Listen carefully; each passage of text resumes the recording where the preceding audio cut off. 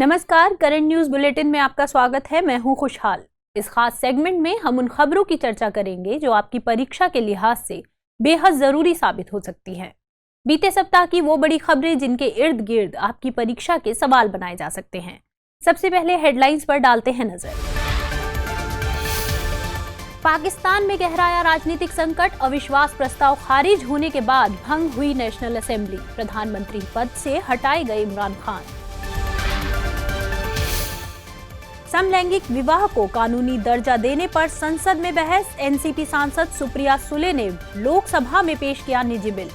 समलैंगिकों के अधिकारों को अमली जामा पहनाने के लिए स्पेशल मैरिज एक्ट में बदलाव लाने की पेशकश।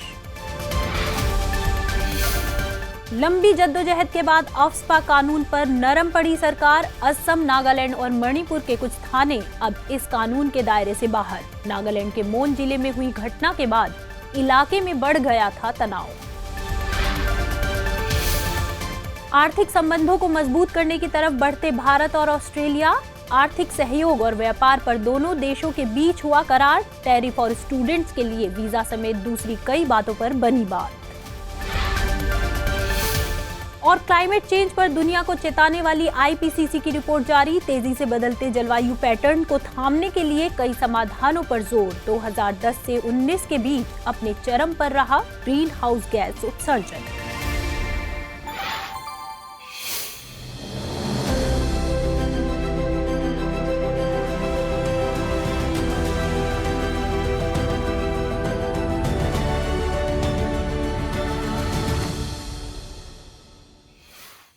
पिछले दिनों पाकिस्तान की नेशनल असेंबली में इमरान खान के खिलाफ अविश्वास प्रस्ताव लाया गया, जिसे डिप्टी स्पीकर ने नामंजूर कर दिया। इसके बाद इमरान खान की सलाह पर राष्ट्रपति ने नेशनल असेंबली भंग कर दी। बाद में यह जानकारी भी दे दी गई कि इमरान खान तत्काल प्रभाव से प्रधानमंत्री नहीं रहेंगे। हालांकि इन सब के बाद बीते दिनों सुप्रीम कोर्ट ने डिप्टी स्पीकर के फैसले को रद्द करते हुए संसद को बहाल कर दिया। इसके साथ ही सदन में अविश्वास प्रस्ताव पर वोटिंग कराने का फरमान भी जारी कर दिया। इस पूरे मसले पर हम कुछ बातों को लेकर भारत और पाकिस्तान दोनों के संविधान पर एक नजर डालते हैं। सबसे पहली बात यह है कि पाकिस्तान के संविधान में सीधे अविश्वास प्रस्ताव का जिक्र किया गया है, जबकि भारत के संविधान में इसका जिक्र नहीं है। हालांकि लोकसभा के नियमों में अविश्वास प्रस्ताव के बारे में बातें कही गई है। इस प्रस्ताव के लिए दोनों देशों के नियमों में एक जैसी चीज यह है कि पीठासीन अधिकारी को इस पर विवेकाधिकार नहीं मिला है। हालांकि नियमों के उल्लंघन का हवाला देकर जरूर इस तरह के प्रस्ताव को वे खारिज कर सकते हैं। एक बड़ा अंतर यह है कि पाकिस्तान में अविश्वास प्रस्ताव प्रधानमंत्री के खिलाफ आता है, जबकि भारत में पूरी मंत्री परिषद के खिलाफ। संसद के मामले में दोनों देशों के संविधान में एक जैसी बात है। भारत में राज्यसभा की तरह ही पाकिस्तान में सीनेट कभी भंग नहीं होती। भारतीय संविधान के अनुच्छेद 83 के मुताबिक लोकसभा का कार्यकाल 5 साल का होता है और इसके पूरा होते ही इसे भंग माना जाता है। हालांकि अनुच्छेद 85 राष्ट्रपति को लोकसभा को किसी भी समय भंग करने की शक्ति देता है, लेकिन मंत्री परिषद की सलाह पर ही राष्ट्रपति ऐसा कर सकता है। पाकिस्तान में भी नेशनल असेंबली का कार्यकाल 5 साल ही है। हालांकि मंत्री परिषद की बजाय प्रधानमंत्री की सलाह पर राष्ट्रपति इसे भंग कर सकते हैं। सलाह के बाद भी असेंबली भंग नहीं होती तो 48 घंटे के बाद इसे भंग माना जाता है। हाँ, अगर प्रधानमंत्री के खिलाफ अविश्वास प्रस्ताव लाया गया हो तो उन्हें इस पर सलाह देने का अधिकार नहीं है। हालांकि राष्ट्रपति इसमें विवेकाधिकार का इस्तेमाल कर सकते हैं, जिसका पाकिस्तान के संविधान में उल्लेख मिलता है। दूसरी तरफ भारत के संविधान में राष्ट्रपति के इस तरह के विवेकाधिकार का कोई जिक्र नहीं है। भारत में अगर लोकसभा बीच अवधि में भंग होती है तो अगले 6 माह के भीतर चुनाव होने जरूरी हैं, क्योंकि अनुच्छेद 85 के मुताबिक भारत में संसद के किसी भी सदन के 2 सत्रों के बीच 6 महीने का अंतर नहीं हो सकता। दूसरे शब्दों में साल में कम से कम 2 सत्र होने की व्यवस्था भारत में है। हालांकि संविधान में इस तरह की संख्या का कोई जिक्र नहीं है। दूसरी तरफ पाकिस्तान का संविधान कहता है कि एक साल में नेशनल असेंबली के कम से कम 3 सत्र जरूर होने चाहिए। 2 सत्रों के बीच 120 दिनों का अंतर नहीं होना चाहिए। खास बात यह है कि नेशनल असेंबली के लिए न्यूनतम कार्य दिवस निर्धारित है, जबकि भारत में ऐसी कोई व्यवस्था नहीं है। समलैंगिक विवाह को कानूनी दर्जा देने के लिए हाल ही में लोकसभा में एक निजी बिल पेश किया गया। एनसीपी की सांसद सुप्रिया सुले ने इस बिल को लोकसभा के पटल पर रखा। असल में समलैंगिक विवाह को भारत में अभी कानूनी दर्जा नहीं मिला है और यह बिल स्पेशल मैरिज एक्ट 1954 में बदलाव करने की पेशकश करता है। बिल में मेल पार्टनर्स की शादी के लिए न्यूनतम आयु 21 साल और फीमेल पार्टनर्स के लिए 18 साल रखने की बात कही गई है। वहीं इस बिल में पति और पत्नी शब्द की जगह स्पाउस यानी जीवन साथी शब्द का इस्तेमाल करने का जिक्र भी किया गया है। आपको बता दें कि आईपीसी की धारा 377 में समलैंगिक संबंधों पर सजा का प्रावधान किया गया था, जिसे बाद में अवैध घोषित कर दिया गया। हालांकि पार्श्विक संबंध यानी पशुओं के साथ संबंध को अभी भी अपराध ही माना जाता है। इस संदर्भ में अगर कुछ महत्वपूर्ण अदालती फैसलों को देखें तो पहले नाज फाउंडेशन बनाम दिल्ली सरकार मामले में दिल्ली हाई कोर्ट ने आईपीसी की धारा 377 को मूल अधिकारों के खिलाफ बताते हुए इसे अवैध करार दिया।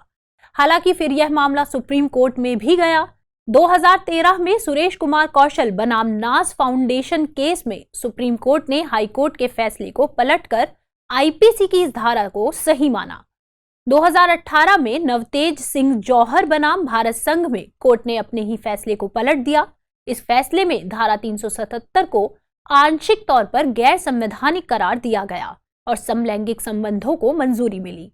हालांकि अभी तक समलैंगिक विवाह को भारत में अनुमति नहीं मिली है। भारत के अलावा दूसरे देशों पर नजर डालें तो स्पेन, नीदरलैंड, पुर्तगाल, दक्षिण अफ्रीका, नॉर्वे, स्वीडन जैसे और भी देशों में इसकी अनुमति है। आपको बता दें कि जब मंत्री के अलावा कोई और सदस्य सदन में बिल पेश करता है तो उसे निजी बिल कहते हैं। लिहाजा सत्ता पक्ष का कोई ऐसा सांसद जो मंत्री नहीं है, अगर वह बिल पेश करता है तब भी वह निजी बिल ही होगा। संविधान में निजी सदस्य का कोई जिक्र नहीं है और ना ही निजी बिल का। हालांकि दोनों सदनों के नियमावली में निजी सदस्य को परिभाषित किया गया है। निजी बिल को पेश करने से लेकर पास होने तक के संबंध में दोनों ही सदनों के अपने अपने नियम हैं। आमतौर पर निजी बिल संसद में पास नहीं हो पाते। इसकी वजह है कि सरकार की योजना इसमें शामिल नहीं होती और संबंधित सदस्य ही इसका ढांचा तैयार करता है। सुप्रीम कोर्ट ने हाल ही में तमिलनाडु के विशेष आरक्षण अधिनियम या वन्नियार कोटा कानून को असंवैधानिक मानकर रद्द कर दिया। इस कानून के तहत तमिलनाडु के अति पिछड़ा वर्ग के कुल आरक्षण में वन्नियाकुल क्षत्रिय समुदाय को 10.5% आंतरिक आरक्षण दिया गया था। लेकिन अदालत का मानना है कि यह कानून तमिलनाडु के 115 अन्य अति पिछड़ा वर्गों और गैर अधिसूचित समुदायों के समानता और समान अवसर के मौलिक अधिकार का उल्लंघन करता है। साथ ही इस अधिनियम को लाने से पहले अति पिछड़ा वर्गों और गैर अधिसूचित समुदायों में सापेक्ष पिछड़ेपन और इनके प्रतिनिधित्व का भी कोई विश्लेषण नहीं किया गया है। आपको बता दें कि 2021 का यह अधिनियम राज्य के अधिकांश पिछड़े वर्गों और गैर अधिसूचित समुदायों को शिक्षा और सार्वजनिक रोजगार में 20% आरक्षण देने से संबंधित था। इसके तहत राज्य में अति पिछड़े वर्ग के कुल 20% कोटे में से वन्याकुल क्षेत्रीय समुदाय को 10.5% और अन्य 115 समुदायों को केवल 9.5% आरक्षण देने का प्रावधान था। लेकिन वन्याकुल क्षत्रिय समुदाय को अकेले इतना अधिक आंतरिक आरक्षण देने से पहले इस बात का मूल्यांकन नहीं किया गया कि यह समुदाय अन्य संबंधित समुदायों की तुलना में अधिक पिछड़ा है या नहीं। साथ ही इस अधिनियम में इन समुदायों के आरक्षण का प्रतिशत भी नवीनतम आंकड़ों की बजाय पुराने आंकड़ों पर आधारित था। हालांकि अदालत ने वर्ष 2021 के इस अधिनियम और इसके तहत आरक्षण के प्रतिशत को असंवैधानिक ठहराया है। लेकिन पिछड़े वर्गों के भीतर उपवर्गीकरण एवं इस प्रतिशत को विभाजित करने के लिए कानून बनाने के मामले में राज्य को एक सक्षम प्राधिकरण माना है। केंद्रीय मंत्री जितेंद्र सिंह ने एंटार्कटिक क्षेत्र में भारत की शोध गतिविधियों को एक रेगुलेटरी फ्रेमवर्क के अंतर्गत लाने के लिए लोकसभा में एक विधेयक पेश किया है। प्रस्तुत भारतीय एंटार्कटिक विधेयक 2022 का लक्ष्य एंटार्कटिक पर्यावरण के साथ साथ उस पर निर्भर एवं उससे जुड़ी पारितंत्रों की सुरक्षा के लिए राष्ट्रीय मानक स्थापित करना है। यह विधेयक अंटार्कटिक समझौता, द एंटार्कटिक ट्रीटी, एंटार्कटिक समुद्री जैव संसाधनों के संरक्षण पर अभिसमय, the convention on the conservation of Antarctic marine living resources और एंटार्कटिक समझौते के अंतर्गत पर्यावरण संरक्षण protocol, the protocol on environmental protection to the Antarctic treaty को भी प्रभावी बनाएगा। इस विधेयक के अंतर्गत विभिन्न प्रकार की अनुमतियों के साथ साथ प्रतिबंधों पर चर्चा की गई है। इसके साथ ही एंटार्क्टिक क्षेत्र में प्रशासन एवं पर्यावरण संरक्षण पर एक समिति के निर्माण का भी प्रावधान है। कचरे के निपटान और उसके प्रबंधन से संबंधित प्रावधानों को भी इस विधेयक के तहत शामिल किया गया है। केंद्रीय कैबिनेट ने पहले भी इस विषय पर एक कानून की आवश्यकता को मंजूरी दी थी, लेकिन इसे अभी तक लोगों के विचार के लिए सामने नहीं लाया गया है। अगर भारत के एंटार्क्टिक मिशनों की बात करें तो अभी 2 शोध केंद्र ऑपरेशनल हैं। इनमें से एक 1988 में स्थापित मैत्री है तथा दूसरे केंद्र भारती की स्थापना 2012 में हुई थी, जबकि 1983 में बना दक्षिण गंगोत्री केंद्र अभी ऑपरेशनल नहीं है। हाल ही में केंद्र सरकार ने पूर्वोत्तर के 3 राज्यों असम, नागालैंड और मणिपुर में लागू अफ्स्पा को आंशिक रूप से हटाने का निर्णय लिया है। इससे नागालैंड के 7 जिलों के 15 पुलिस थाना क्षेत्र और मणिपुर के 6 जिलों के 15 पुलिस थाना क्षेत्रों से इसका प्रभाव समाप्त हो जाएगा। साथ ही असम के 23 जिलों से पूरी तरह और एक जिले से आंशिक रूप से अफ्स्पा को हटाया जाएगा। दरअसल बीते दिसंबर में एक अभियान के दौरान नागालैंड के मोन जिले में सुरक्षा कर्मियों द्वारा 6 नागरिकों को मार दिया गया था। इसके बाद वहां के निवासियों ने इस कानून के खिलाफ व्यापक विरोध प्रदर्शन किया। लिहाजा नागालैंड की विधानसभा को इस कानून को निरस्त करने के लिए एक प्रस्ताव पारित करना पड़ा था। इसी के मद्देनजर केंद्र सरकार ने भी एक उच्च स्तरीय समिति गठित की थी। इस समिति द्वारा दी गई सिफारिशों के आधार पर ही केंद्र सरकार ने इन क्षेत्रों से अफ्स्पा हटाने का निर्णय लिया है। इससे पहले भी सरकार ने साल 2015 में अफ्स्पा को त्रिपुरा और मेघालय से पूरी तरह से और अरुणाचल प्रदेश से आंशिक रूप से हटाया था। गौरतलब है कि अफ्स्पा कानून असम में 1990, नागालैंड में 1995 और मणिपुर में इम्फाल नगरपालिका क्षेत्र को छोड़कर 2004 से लागू है। साथ ही अरुणाचल प्रदेश और जम्मू कश्मीर के कुछ हिस्सों में भी यह लागू है। आपको बता दें कि अफ्स्पा कानून केंद्र सरकार द्वारा साल 1958 में लाया गया था। यह सशस्त्र बलों को अधिक शक्तियां प्रदान करता है। यह कानून सशस्त्र बलों को संदेह के आधार पर बिना वारंट के किसी व्यक्ति को गिरफ्तार करने और किसी परिसर की तलाशी लेने की शक्ति प्रदान करता है। इसको केंद्र सरकार, राज्य सरकार, सशस्त्र बल और केंद्रीय एजेंसियों से परामर्श करके पूर्ण या आंशिक रूप से किसी राज्य में लगाती या हटाती है। एक बार में इसे 6 महीने के लिए लगाया जाता है। संसद के चालू सत्र में सरकार ने एक बिल पेश किया है। यह bill weapons of mass destruction and there delivery system prohibition of unlawful activities act 2005 में बदलाव के मकसद से लाया गया है। यह बिल सरकार को ऐसे लोगों की संपत्ति जब्त करने की शक्ति देता है जो 2005 के इस कानून के तहत गैर कानूनी गतिविधि में शामिल हैं। फिलहाल स्थिति यह है कि मौजूदा वक्त में सरकार इस तरह की बड़ी त्रासदी करने वाले हथियारों की मैन्युफैक्चरिंग आदि पर ही रोक लगा सकती है। हालिया बिल उन अंतर्राष्ट्रीय कन्वेंशंस के मैंडेट को भी पूरा करता है जो केमिकल, बायोलॉजिकल, टॉक्सिक वेपन्स के इस्तेमाल और उत्पादन पर रोक लगाते हैं। चूंकि भारत भी इन कन्वेंशन का भागीदार है, लिहाजा यह बिल भारत की प्रतिबद्धता को पूरा करेगा। बिल में साफ है कि अब कोई भी व्यक्ति 2005 के कानून और United nation security council act के तहत गैर कानूनी गतिविधियों के लिए फंडिंग नहीं कर सकेगा। आपको बता दें कि 2005 का यह कानून भारत के बाहर मौजूद भारतीयों, अधिकारियों, भारतीय कंपनियों की शाखाओं, जहाजों और भारत में मौजूद विदेशी लोगों पर लागू होता है। इस कानून के तहत कोई भी व्यक्ति गैर कानूनी तरीके से परमाणु हथियारों का उत्पादन, अधिग्रहण, विकास या ट्रांसपोर्ट नहीं कर सकता। कानून लगभग यही प्रावधान जैविक, रासायनिक या बड़े नुकसान पहुंचाने वाले हथियारों के मामले में भी करता है। इस तरह के हथियारों या सामग्री के निर्यात पर भी यह एक्ट रोक लगाता है। यह एक्ट सरकार को शक्ति देता है कि वह किसी गतिविधि को इस कानून के तहत गैर कानूनी गतिविधि घोषित कर सके। बड़ी बात यह है कि सरकार या उससे जुड़ी किसी अथॉरिटी के फैसले को कोर्ट में चुनौती नहीं दी जा सकती। हाल ही में भारत ने ऑस्ट्रेलिया के साथ आर्थिक सहयोग और व्यापार समझौते पर हस्ताक्षर किए। इस समझौते से दोनों देशों के बीच मौजूदा द्विपक्षीय व्यापार $27.5 बिलियन से बढ़कर 5 वर्षों में $45 बिलियन होने की उम्मीद है। बता दें कि ऑस्ट्रेलिया कच्चे माल और इंटरमीडिएट वस्तुओं का बड़ा निर्यातक है। भारत इनके आयात के लिए टैरिफ उन्मूलन, टैरिफ कटौती से संबंधित रियायतें देगा। इससे भारत में कई उद्योगों जैसे स्टील, एल्यूमीनियम, वस्त्र आदि को सस्ता कच्चा माल प्राप्त होगा।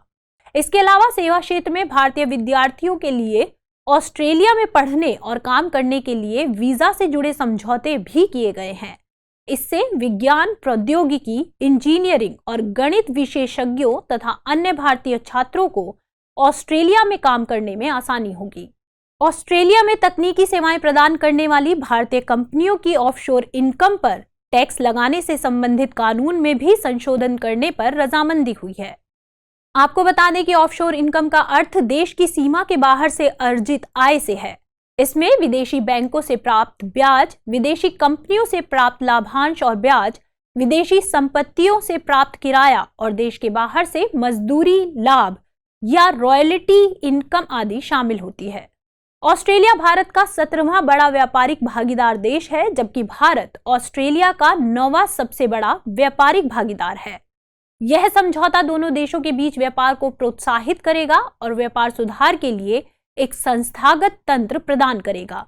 इसी साल फरवरी में भारत ने संयुक्त अरब अमीरात के साथ भी व्यापार समझौता किया था और इजराइल, कनाडा, यूके और यूरोपीय संघ जैसे देशों के साथ ऐसे समझौते के लिए प्रयासरत है। आईपीसीसी यानी inter governmental panel on climate change ने अपनी छठी आकलन रिपोर्ट का तीसरा भाग जारी कर दिया है। इस रिपोर्ट के तीसरे भाग का शीर्षक climate change 2022 mitigation of climate change रखा गया है और इसे आईपीसीसी के कार्यकारी समूह थर्ड द्वारा तैयार किया गया है। यह भाग जलवायु परिवर्तन न्यूनीकरण उपायों और ग्लोबल वार्मिंग को रोकने के लिए किए गए आवश्यक समाधानों से संबंधित है। साथ ही यह report climate change mitigation progress और विभिन्न देशों के जलवायु न्यूनीकरण लक्ष्यों का भी वैश्विक मूल्यांकन करती है। इसके अलावा इस रिपोर्ट में विभिन्न क्षेत्रों में ग्रीन हाउस गैस उत्सर्जन को सीमित करने के लिए कई रणनीतियों की भी चर्चा की गई है।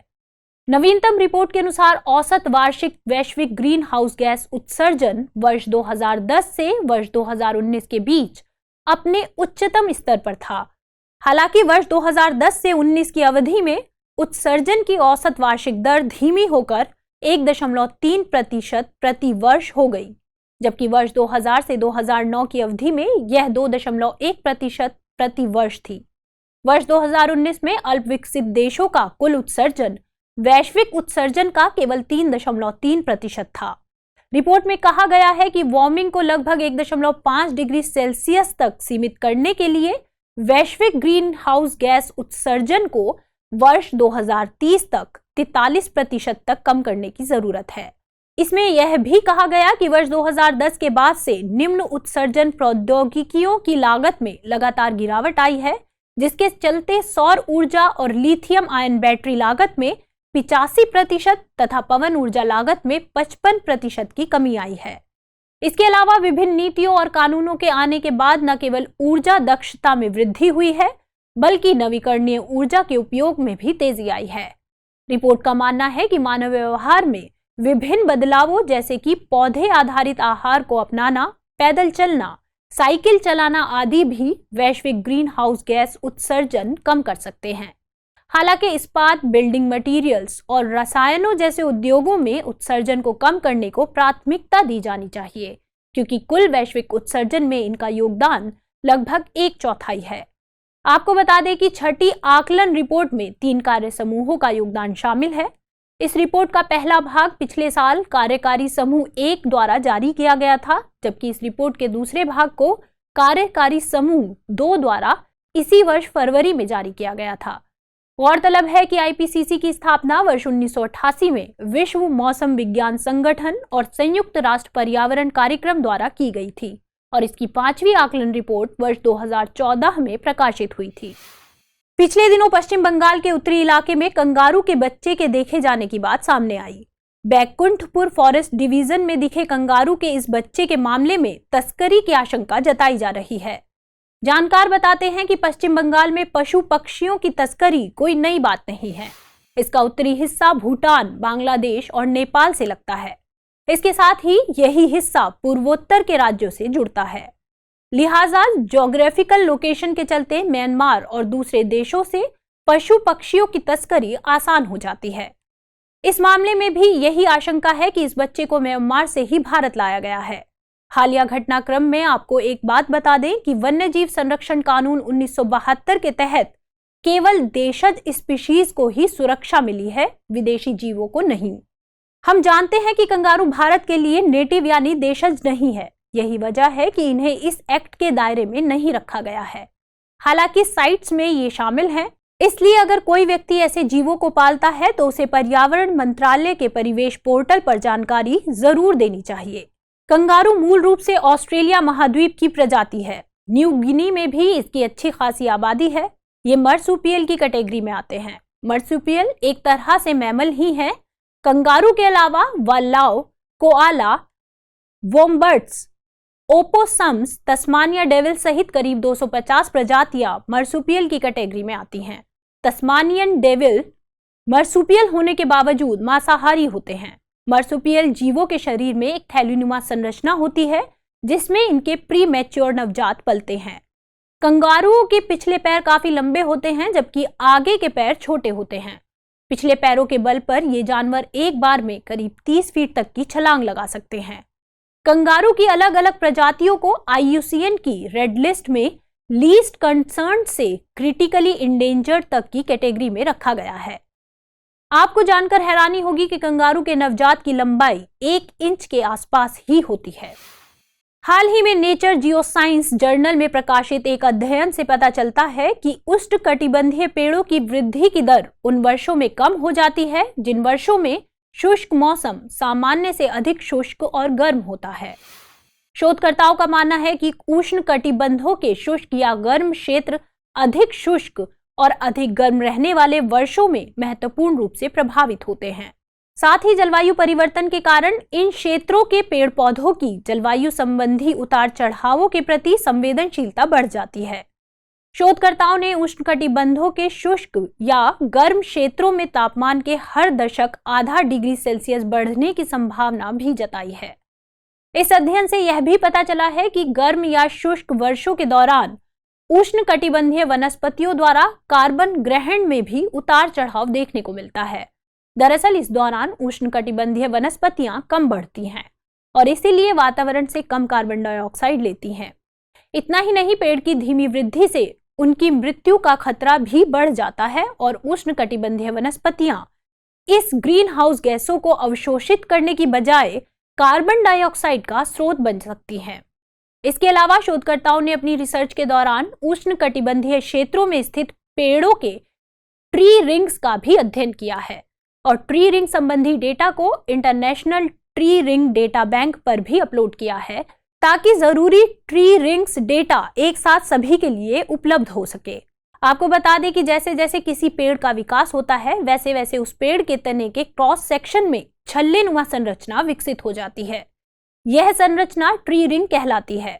ये ट्री रिंग्स हमें बता सकते हैं कि पेड़ कितना पुराना है और पेड़ के जीवन के प्रत्येक वर्ष के दौरान पर्यावरणीय स्थितियां या परिस्थितियां या मौसम कैसा था।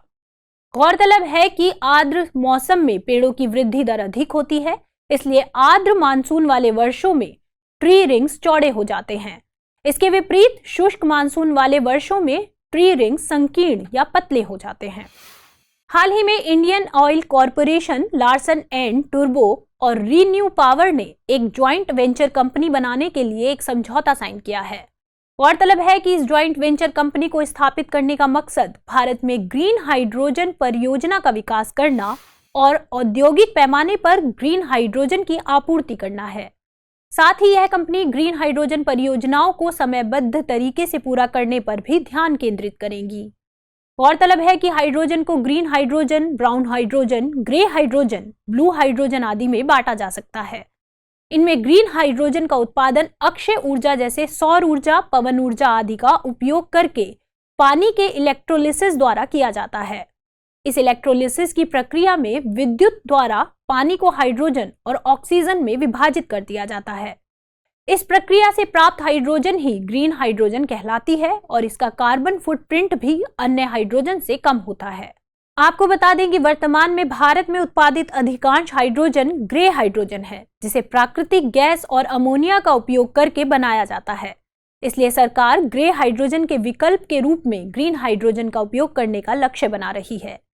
इसके लिए सरकार द्वारा इसी साल फरवरी में एक ग्रीन हाइड्रोजन नीति भी लाई गई है। यह ग्रीन हाइड्रोजन नीति वर्ष 2021 में शुरू किए गए राष्ट्रीय हाइड्रोजन मिशन के लक्ष्यों के अनुरूप है और इस नीति के लागू होने से जनता को स्वच्छ ईंधन मिलने के साथ साथ जीवाश्म ईंधनों पर भी भारत की निर्भरता कम हो सकेगी।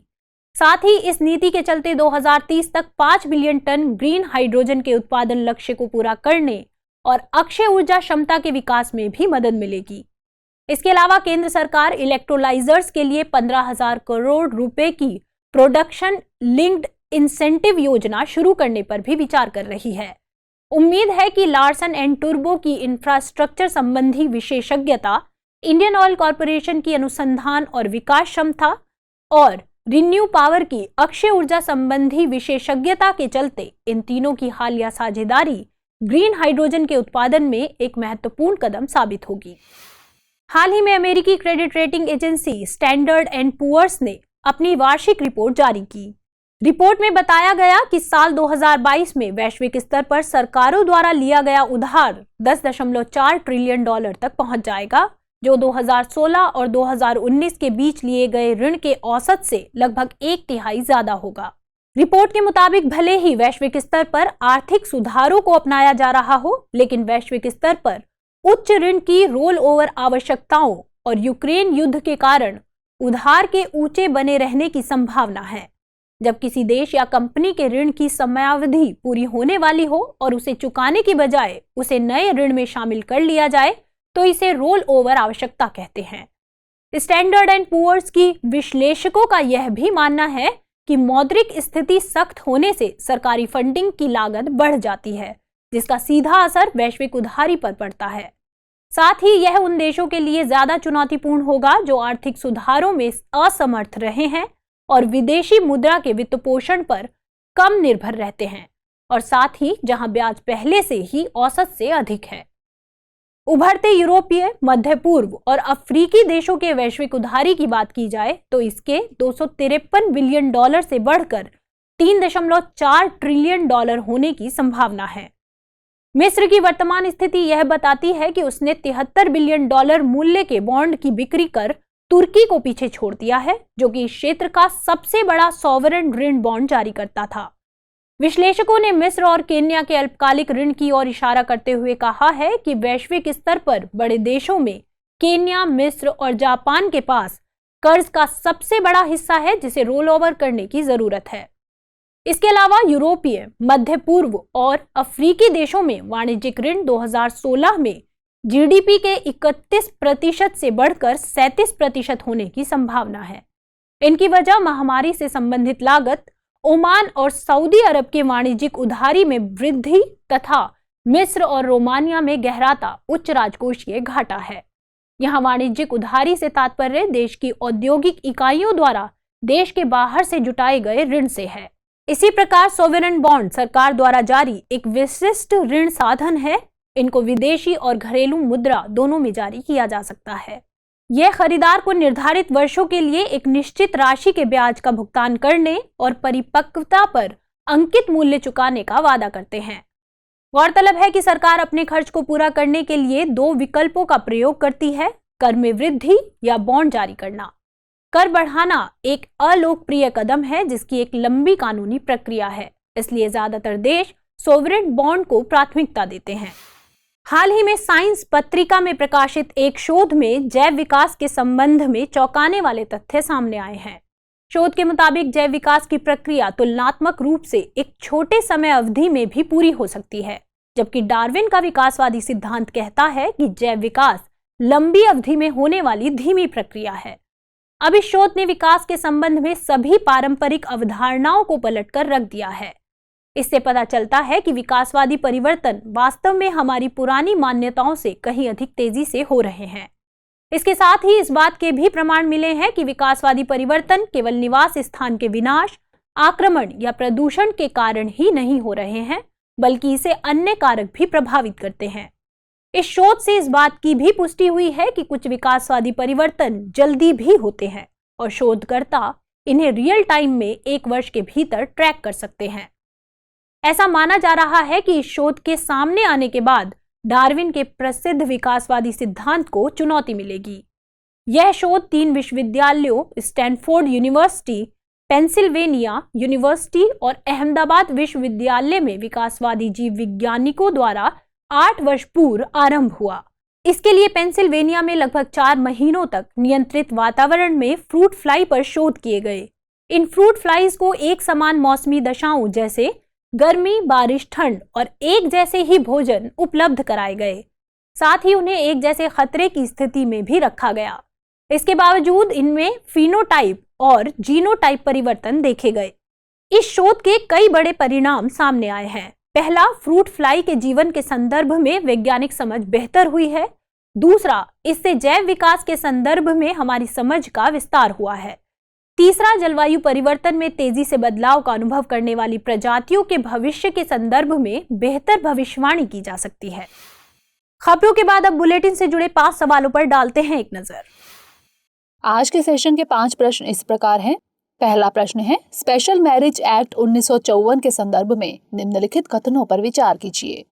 1. यह भारत में अंतरधार्मिक और अंतरजातीय विवाह को पंजीकृत करने व मान्यता प्रदान करने के लिए बनाया गया है। 2. इसके तहत पुरुष की आयु कम से कम 21 वर्ष और महिला की आयु कम से कम 18 वर्ष होनी चाहिए। उपर्युक्त में से कौन सा यहाँ से कथन सही है या फिर है? केवल 1, केवल 2, 1 और 2 दोनों, या फिर ना तो 1 और ना ही 2। अगला प्रश्न है, निम्नलिखित कथनों पर विचार कीजिए। 1. भारत में राष्ट्रपति प्रधानमंत्री की सलाह पर लोकसभा को किसी भी समय भंग कर सकता है। 2. भारतीय संविधान के अनुच्छेद 85 के मुताबिक लोकसभा का कार्यकाल 5 साल का होता है। उपर्युक्त में से कौन सा यहाँ से कथन सही नहीं है या फिर है? केवल 1, केवल 2, 1 और 2 दोनों, या फिर ना तो 1 और ना ही 2। अगला प्रश्न है, निम्नलिखित कथनों पर विचार कीजिए। 1. बायोलॉजिकल हथियारों के उत्पादन पर रोक लगाने वाला 1972 का biological and toxic weapon convention वर्ष 1975 में लागू हुआ था। 2. भारत ने इस कन्वेंशन को वर्ष 2018 में अपनाया था। उपर्युक्त में से कौन सा यहाँ से कथन सही नहीं है या फिर है? केवल 1, केवल 2, 1 और 2 दोनों, या फिर ना तो 1 और ना ही 2। अगला प्रश्न है, अफ्स्पा कानून के संबंध में निम्नलिखित कथनों पर विचार कीजिए। 1. यह कानून असम में 1990, नागालैंड में 1995 और संपूर्ण मणिपुर में 2004 से लागू है। 2. इसके तहत केंद्र या राज्य सरकार किसी क्षेत्र को अशांत क्षेत्र घोषित करती है। उपर्युक्त में से कौन सा यहाँ से कथन सही है या फिर है? केवल 1, केवल 2, 1 और 2 दोनों, या फिर ना तो 1 और ना ही 2। अंतिम प्रश्न है, निम्नलिखित कथनों पर विचार कीजिए। 1. 2018 में नवतेज सिंह जौहर बनाम भारत संघ मामले में आईपीसी की धारा 377 को पूर्ण तौर पर गैर संवैधानिक करार दिया गया है। 2. आईपीसी की धारा 377 में समलैंगिक संबंधों पर सजा का प्रावधान किया गया था। उपर्युक्त में से कौन सा यहाँ से कथन सही है या फिर है? केवल 1, केवल 2, 1 और 2 दोनों, या फिर ना तो 1 और ना ही 2। तो फिलहाल इस बुलेटिन में इतना ही। खबरों को विस्तार से पढ़ने के लिए विजिट करें www.dristhias.com पर। साथ ही दृष्टि IAS के हिंदी अंग्रेजी यूट्यूब चैनल और दृष्टि PCS यूट्यूब चैनल को लाइक, शेयर और सब्सक्राइब करना ना भूलें। लेकिन चलते चलते डालते हैं कुछ छोटी मगर जरूरी खबरों पर एक नजर।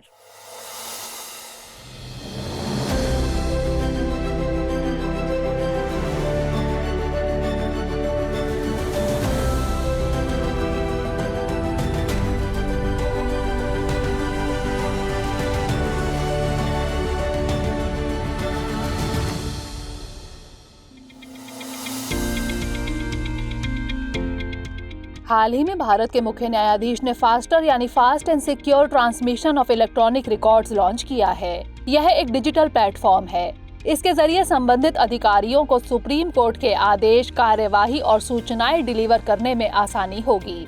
साथ ही इससे न्यायिक गतिविधियों में भी तेजी आएगी। नेशनल मेडिकल कमीशन ने मेडिसिन की प्रैक्टिस करने के लिए डॉक्टरों के पंजीकरण से जुड़ी ड्राफ्ट गाइडलाइंस जारी की है। ये गाइडलाइंस एक राष्ट्रीय मेडिकल रजिस्टर बनाने के लिए रोड मैप प्रदान करती हैं। इसके मुताबिक भारतीय मेडिकल ग्रेजुएट किसी मान्यता प्राप्त कॉलेज से MBBS की डिग्री पूरी करने, अपनी साल भर की अनिवार्य इंटर्नशिप पूरी करने और नेशनल एग्जिट टेस्ट पास करने के बाद नेशनल मेडिकल रजिस्टर में पंजीकरण के लिए पात्र होंगे। इन गाइडलाइंस में उन विदेशी डॉक्टरों के पंजीकरण की प्रक्रिया भी शामिल है जो पोस्ट ग्रेजुएट पाठ्यक्रमों, फेलोशिप, क्लिनिकल रिसर्च आदि के लिए भारत आना चाहते हैं। वाणिज्य मंत्रालय द्वारा जारी हालिया आंकड़ों के मुताबिक वित्त वर्ष 2021-22 में भारत के आयात में पिछले साल के मुकाबले 54.7% की बढ़ोतरी दर्ज हुई है और यह लगभग 610 अरब डॉलर के रिकॉर्ड स्तर पर पहुंच गया है, जबकि इसी अवधि में निर्यात 418 अरब डॉलर रहा। सेबी यानी securities exchange board of India ने जी महालिंगम की अध्यक्षता में एक तदर्थ समिति का गठन किया है। इसका मकसद मार्केट इंफ्रास्ट्रक्चर इंस्टीट्यूशन के प्रशासनिक ढांचे की समीक्षा करना और उसमें मौजूद कमियों को सुधारने के लिए सिफारिश करना है। समिति ऐसे इंस्टीट्यूशन के बोर्ड ऑफ डायरेक्टर्स और अन्य प्रबंधकीय कर्मचारियों की नियुक्ति के साथ साथ उनके कामकाज जैसे पक्षों की भी समीक्षा करेगी। जियोलॉजिकल सर्वे ऑफ इंडिया ने भारत के हिमालय क्षेत्र में 2 भूवैज्ञानिक विरासत स्थलों की पहचान की है। इसमें से पहला स्थान हिमाचल प्रदेश में शिवालिक जीवाश्म उद्यान है और दूसरा सिक्किम में बक्सा फॉर्मेशन के लाइमस्टोन है। इन स्थलों को शामिल करने के बाद देश में भूवैज्ञानिक विरासत स्थल की संख्या 34 हो गई है। भूवैज्ञानिक विरासत ऐसी भूवैज्ञानिक स्थलाकृतियां या स्थान है जो सांस्कृतिक रूप से अहम है। ये स्थान पृथ्वी के उत्पत्ति और विकास से जुड़ी जानकारी देते हैं। चिल्का झील में इरावदी डॉल्फिन की संख्या में गिरावट दर्ज की गई है, जबकि ओडिशा के तट और अन्य जल निकायों में इसकी आबादी में बढ़ोतरी देखी गई है। इरावदी डॉल्फिन दक्षिण और दक्षिण पूर्व एशिया के तटीय क्षेत्रों में पाई जाती है। इसके अलावा यह म्यांमार की अय्यरवाड़ी, इंडोनेशिया की महाकम नदी और दक्षिण पूर्व एशिया की सबसे लंबी नदी मेकांग में पाई जाती है। इरावदी डॉल्फिन IUCN की रेड लिस्ट के एंडेंजर्ड श्रेणी में शामिल है। विश्व स्वास्थ्य दिवस के मौके पर आयुष मंत्रालय ने लाल किले में योग उत्सव का आयोजन किया। इसमें लोकसभा अध्यक्ष समेत अनेक केंद्रीय मंत्री, संसद सदस्य, विभिन्न देशों के राजदूत और अन्य गणमान्य नागरिक शामिल हुए। इस दौरान कॉमन योग प्रोटोकॉल में शामिल योग क्रियाओं का अभ्यास किया गया। आपको बता दें कि कॉमन योग प्रोटोकॉल में दिन प्रतिदिन की विभिन्न योग क्रियाएं शामिल हैं। इसका मकसद योग निद्रा, प्राणायाम, ध्यान आदि जैसी योग प्रथाओं को लोकप्रिय बनाना है। राष्ट्रपति रामनाथ कोविंद ने INS वलसुरा को प्रतिष्ठित प्रेसिडेंट्स कलर पुरस्कार से सम्मानित किया। प्रेसिडेंट्स कलर देश में असाधारण सेवाएं देने के लिए किसी सैन्य इकाई को दिया जाने वाला सर्वोच्च पुरस्कार है। भारतीय नौसेना साल 1951 में प्रेसिडेंट्स कलर से सम्मानित होने वाली पहली भारतीय सशस्त्र सेना थी। रेलवे सुरक्षा बल ने ऑपरेशन उपलब्ध नामक एक अखिल भारतीय अभियान शुरू किया है। इसका मकसद रेलवे टिकट की कालाबाजारी करने वालों और दलालों की गतिविधियों पर अंकुश लगाना है।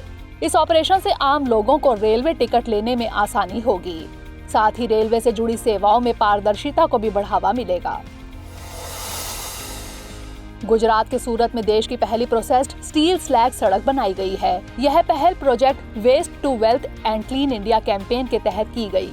यह कैंपेन CSIR, केंद्रीय सड़क अनुसंधान संस्थान, केंद्रीय इस्पात मंत्रालय, नीति आयोग और ArcelorMittal निप्पॉन स्टील द्वारा संचालित परियोजना का हिस्सा है। गौरतलब है कि प्रोसेस्ड स्टील स्लैग स्टील औद्योगिक इकाइयों से निकला कचरा है।